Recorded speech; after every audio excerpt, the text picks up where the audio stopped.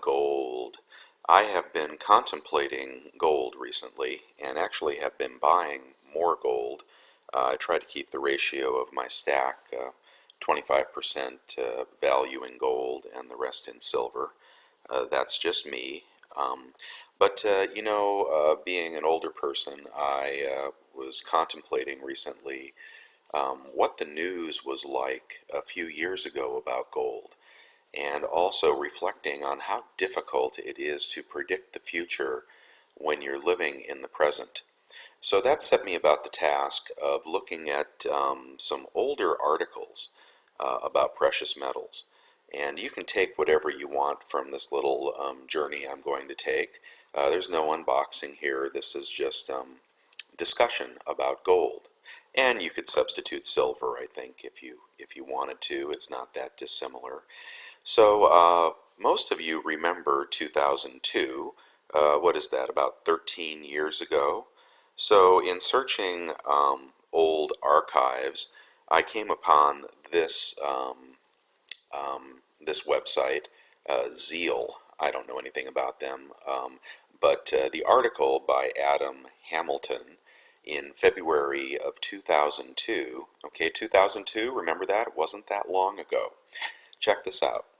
What a week for gold, investors. The ancient metal of kings, long ridiculed and derided as a barbaric relic by those whose entire understanding of market history encompasses only the last 5 years, launched an exciting assault on the fabled $300 mark. The enormous entities actively trying to cap the gold price must have been literally soiling their shorts this week in the wild, wild world of investment markets. Nothing fuels commentary and investor interest like price movements. He talks here about the shorts and how they were getting creamed.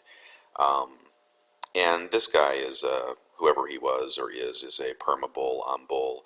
But the point I'm making is that $300 was the top that was getting scaled. And yes, it had been a little higher prior to that. And the fall from 400 to 300 must have seemed cataclysmic to those people that owned it. But when you look at some of these charts from 2002, let me just see if I can find one of these. Yeah, so here are some of the charts right around between 2000 and 2002. You can see that, gold's struggling to break above the $300 mark. Well, it certainly did that, and then it fell back, and, there's been quite a bit of price movement. But if we go over to a Kitco chart of current going back to the year 2000. So I'm right here in 2002, and there were just as many people in 2002 saying gold would never exceed $300, saying it was an awful investment, that you should have your money in stocks. And okay, I remember 2002. I mean, that is after the millennium. That is, that's the modern era, gold at $300. And check out this climb after that. Okay, 300, 600, 700, 800, 900, a dip back down to 700, 1,000, 1,200, peaking up around 1,800, and this was clearly a bubble. I get that.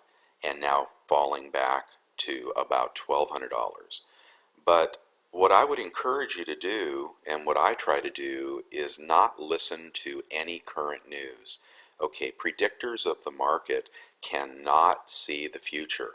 They are looking in their current perspective, and in the current perspective, it seemed if someone had said in 10 years gold will be $1,200 an ounce, they would have been drummed out of the investment community, set on fire, and never listened to again. But look where we are: $300, $1,200, and it has not even been a generation. All right, so that's just my example for the day, and you can plug silver in here as well.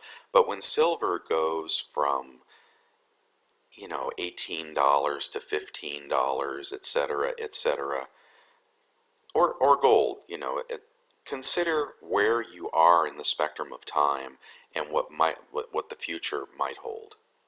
That's all I have now in this little time capsule. Losing Louis signing out.